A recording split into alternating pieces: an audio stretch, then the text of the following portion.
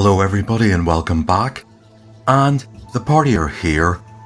We are going to begin today's session straight in with the action. They just wiped out around 25 warriors and somebody who they thought was the chief. He was slightly larger, but it turns out he isn't the chief.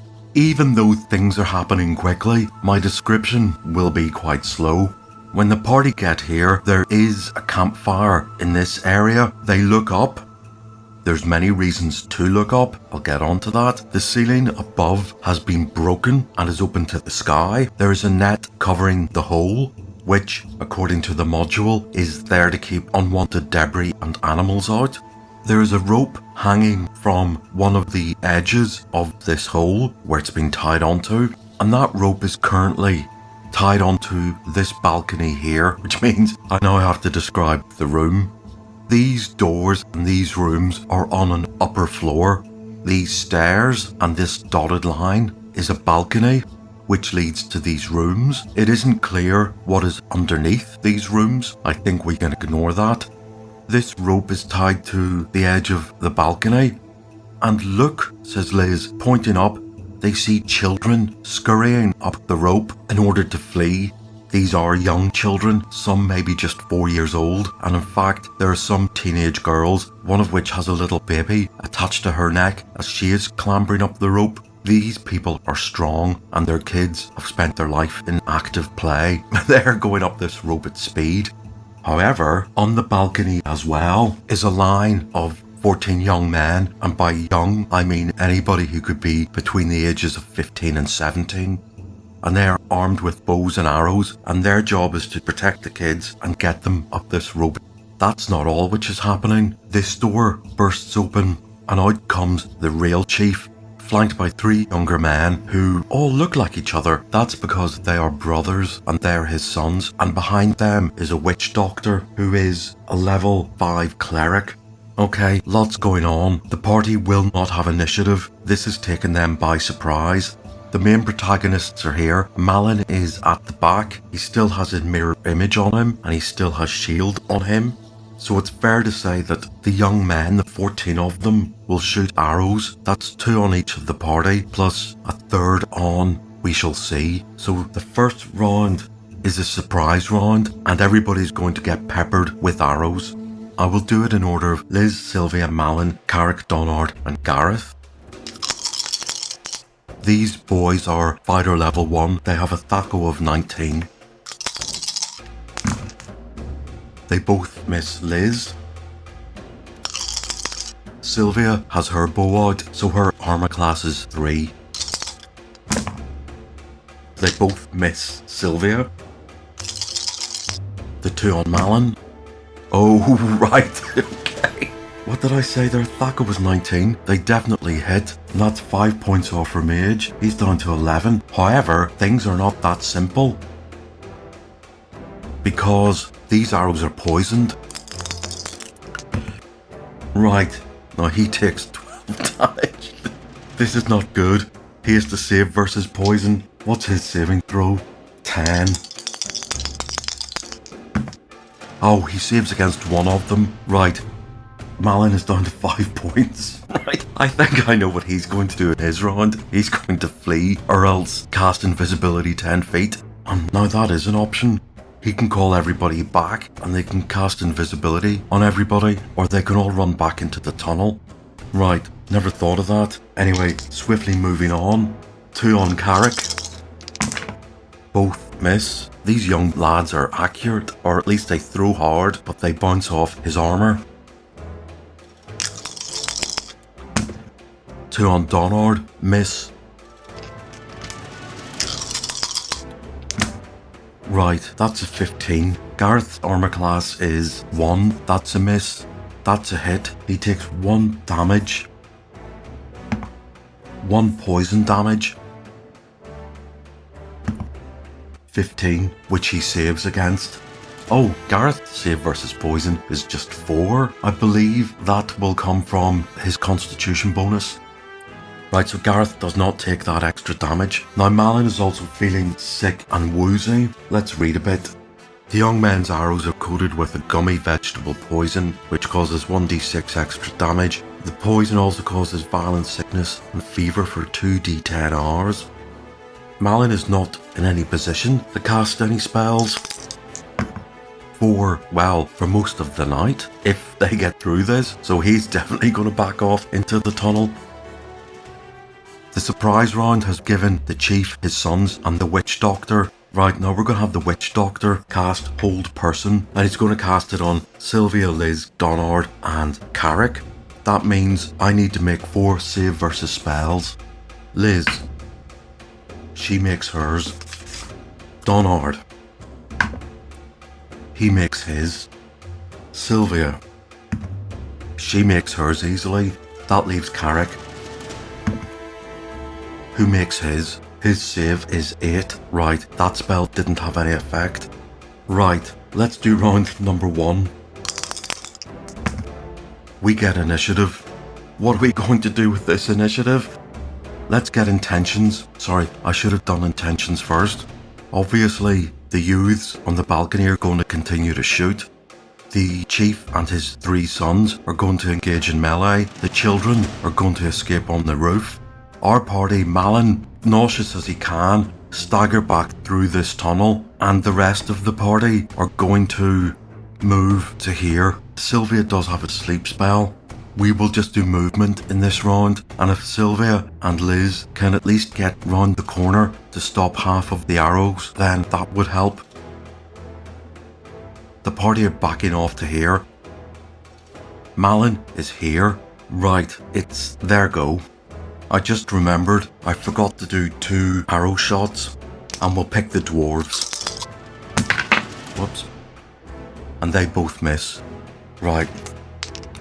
Okay. I forgot there are 14 of these young men. Our go was movement, their go was missiles. Right, they don't have Malin to shoot at, they only have 5 targets. Liz and Sylvia are tucked away, so they only can get 2 on Sylvia, 1 on Liz. So I'll do the 1 on Liz. Misses her. I'll do the 2 on Sylvia. Both miss her. That leaves 11 on Donard, Carrick, and Gareth. That's 3 on each. Donard. Okay, they need a natural 20 to hit him. Carrick. Okay, Gareth. They need an 18 to hit him. Whoa, close, but not good enough. That leaves 2 more. The lowest rolls there are Donard and Carrick. I'll do the orange dice as Donard. Both miss. Right. That's their missiles. Their melee round. They have a chief and 3 sons. Right, Donard normally takes up the middle position. Carrick and Gareth are on either side. How will I do this? Who does the chief target? He targets Gareth. Let's do 1d8 plus 2. His THACO was 15. He needs a 14 or more. He fumbles badly, thankfully. Right, there are 3 boys. That's 1 on each. And I shall do orange as Donard, green as Carrick, and blue as Gareth. And Gareth gets hit for 6 points. He's down to 32. So that was round number 1. Round number 2. They get initiative. We have to do all that again. Somebody's shooting Liz. Okay, her armor class is 2. They need a 17 to hit. That's a miss. 2 shots on Sylvia. Both miss. Right. That's 3 each on Donard, Carrick, and Gareth. Donard, 3 misses. Carrick, 3 misses. Gareth gets hit for another 5 points. He's down to 27. And he could be poisoned. for another 1 point. He easily brushes off the poison. Right, they have 2 more archery attacks on whoever rolls lowest. That's Carrick and Donard. They need a 20 to hit Donard. They both miss. Right, we have melee again. So the chief is on Gareth, who misses. He's got 3 sons who are attacking 1 on each. Right, and then that's Gareth who gets hit again for 2. He's down to 25. The witch doctor is going to cast Cause Light Wounds. We haven't done this before.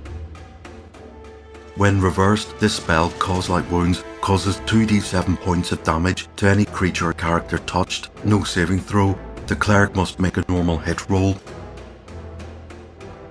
Their witch doctor is going to move into range, and the person on the right is Carrick. So next time he can cast Cause Light Wounds on Carrick.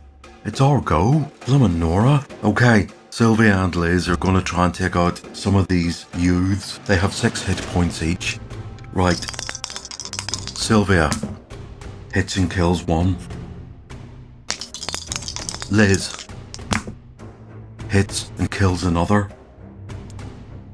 There are 12 of them left. Oh god, Sylvie would have been better casting Sleep, but she can't cast Sleep because Sleep affects the smallest characters first, and those are children climbing up a rope, and if the children fall asleep, they're going to fall 30 feet or more and, well, hit the deck and die. That is stopping Sylvia from casting Sleep. Donard can cast Hold Person. He's surrounded by 4 people, the chief and his 3 sons, okay? The chief has a saving throw of 12 and his sons have saving throws of 16. I'll do the chief first. He fails. The chief is held.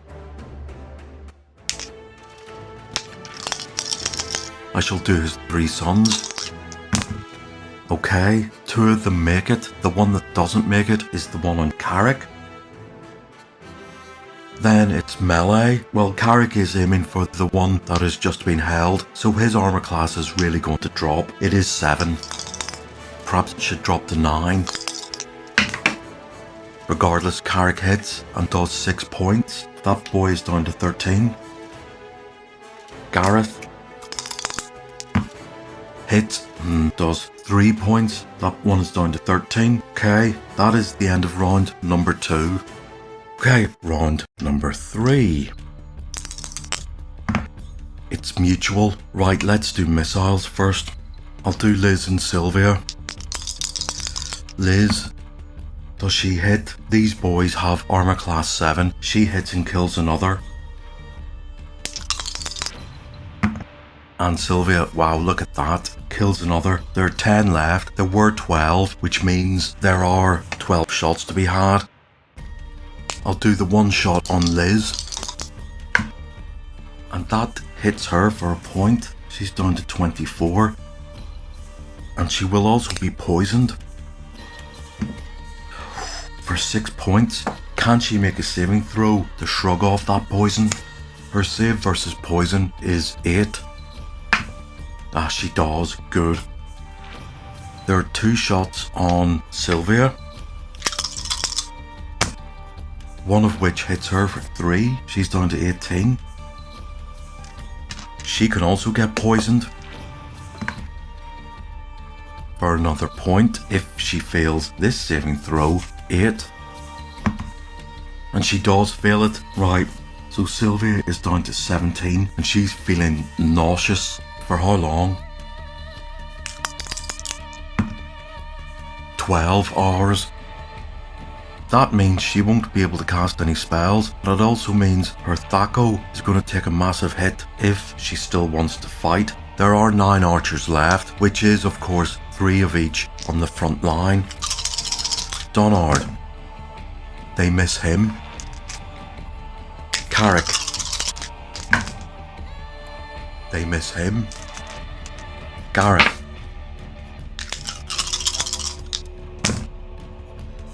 They miss him. Right. We've got two of the sons which are not held. So Carrick is going to turn away from the one that is held and attack the one that's on Gareth. The one that's on Gareth is only on 13. These dwarves stick together. He hits, he does 5, he's down to 8. Gareth is going to attack that one. He could kill if he did 6 damage. Doesn't, he's down to 3. Donard is going to turn on to the other son, who hits nicely and does 8 damage. That son is down to 12. Now those two boys have their own attacks. The one that's on Gareth misses. Luckily, the one that's on Donard misses. Right, so that was round number 3. We're on round number 4. And it's mutual again. Right, let's do missile attacks. Liz gonna shoot another of the youths on the balcony. Does she hit? Short range bonus puts that to 5. That's AC 8. They have AC 7. That's a miss. I'm going to give Sylvia a -5 penalty, which gets converted to -4 because of the short range bonus. She is going to try and shoot one of the youths. And she's definitely feeling nauseous. 10 of them left. There is one on Liz, who misses, and then there are the 3 on the frontliners. Donard gets hit for the first time. He's down to 46. He could get poisoned for 3 points if he fails this save. Right, I think he's made it. Let me double check. Oh yeah, his save versus poison is just 5. That's largely because of his constitution bonus. If you remember, I'm using the rules from the Rules Cyclopedia, or it may have been the companion set, which gave saving throw adjustments from several skills, not just wisdom. Yes, he makes that save. 3 attacks on Carrick. All miss. 3 attacks on Gareth, one of which hits him for 4. He's down to 21.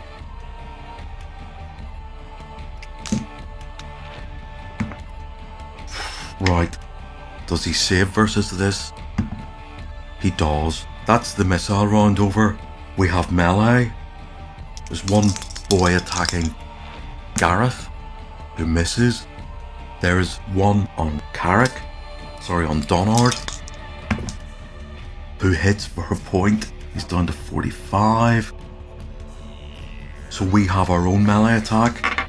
Carrick is going to attack the one that's on Gareth, and he hits and cuts that guy's head off. Gareth is going to turn and attack the one that's on Donard. Sorry, it would help if I threw the right dice. Oh, nice one. That's 7 points off him. He's down to 5. Donard himself is going to attack that one. He kills him. The Witch Doctor has come into play. Forgot about the Witch Doctor. He cast Cause Light Wounds. He is going to attack Donard. And his Thaco is 17. He hits AC -2, and he does indeed do 4 points of damage off Donard. He's down to 41. That is the end of round number 4. The situation is this. We have got 10 youths on the balcony shooting arrows. We have a chief who's held. I didn't do the duration of the hold. And we have a witch doctor. Okay. Right. Round number 5. We get initiative. Okay. Archery. That will be Liz on the youths on the balcony. Right, that's a 7 with a short range bonus. She hits armor class 6. She does 4 points. One of them is down to 2. I shall do Carrick on the Witch Doctor, who hits armor class 6. He has armour class 6, and that's 10 points. The witch doctor's down to 11. Donard. Use the right dice.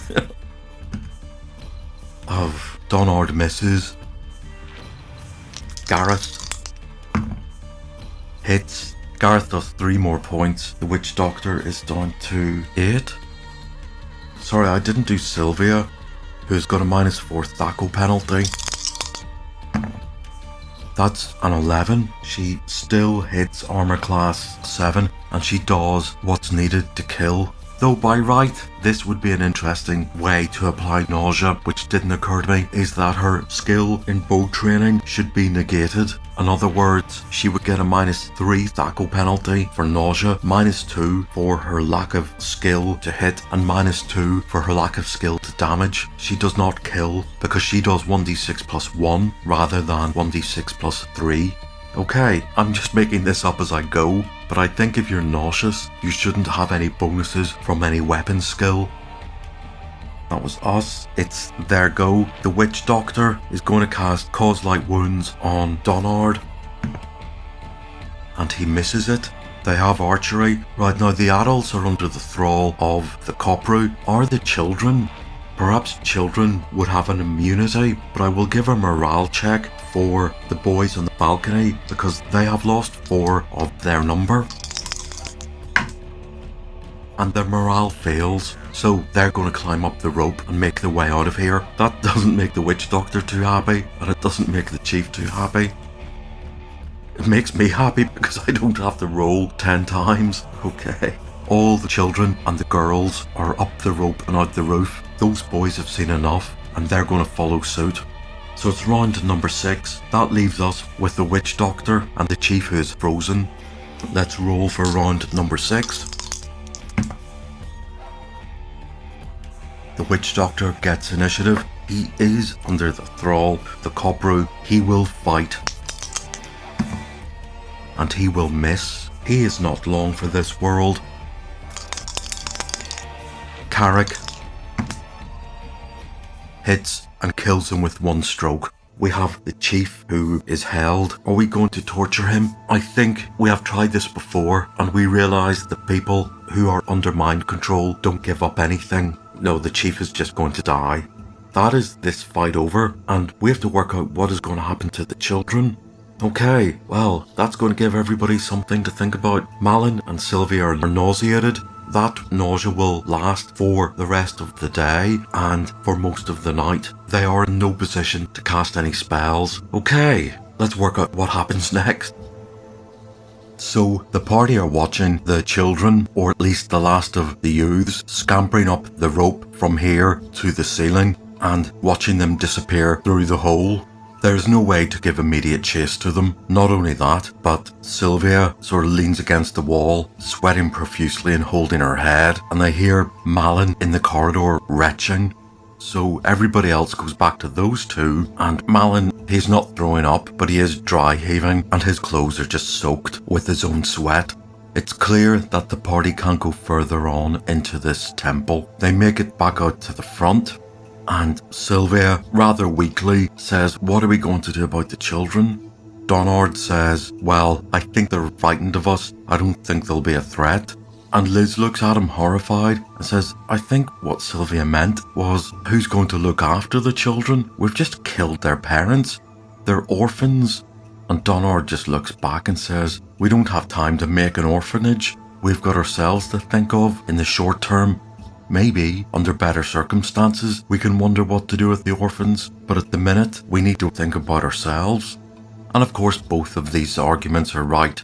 They look at the jetty and there are 4 canoes. Sylvia and Malin are in no state to row a canoe. Also, if the party take the canoes, it cuts them off from any kind of retaliation in the night time from these children. It hasn't occurred to the party yet, the fact that the children didn't fight to the death. It must have some relevance to the fact that they are perhaps not under any sort of mind control. That might come up during the night time when they're sitting around a campfire discussing what has happened. But at the minute, their first concern is to get off the island and row back to the mainland, rest up, and then we'll see how long this sickness takes to recover. I don't think they see any purpose to going back to the village unless things get worse, but there will be a lot of healing up to do. And I did notice afterwards that I forgot about Malin having a mirror image. He claws back more points than he lost. But however, the arrow that hit his mirror image was the one that he made the saving throw on. He didn't make the saving throw on the one that hit him, so he still is poisoned. So let's assume they have rowed back over the lagoon to the mainland and they're going to camp for the night. I shall do some quick healing. Let's do Cure Light Wounds on Malin. Right, he's back up to 15. Cure Light Wounds on Gareth. Right, he's back up to 23. Right, we have the Staff of Healing. If I use the Staff of Healing on Liz and Malin, they will automatically be at full health. Carrick didn't get touched. Sylvia, again, she is on 17 from 21. She will automatically be cured to full with the Staff of Healing. Donard could do with a big heal. And he doesn't get it. He's up to 45. Gareth. Good. He's up to 31. Right, Sylvia has her sword of Cure Light Wounds and she will touch Gareth with that. For another 5, he's up to 36. We will leave it here for the evening. By the time the morning comes around, both Malin and Sylvia will be feeling better and they'll be feeling good enough to memorize another set of spells for the next day.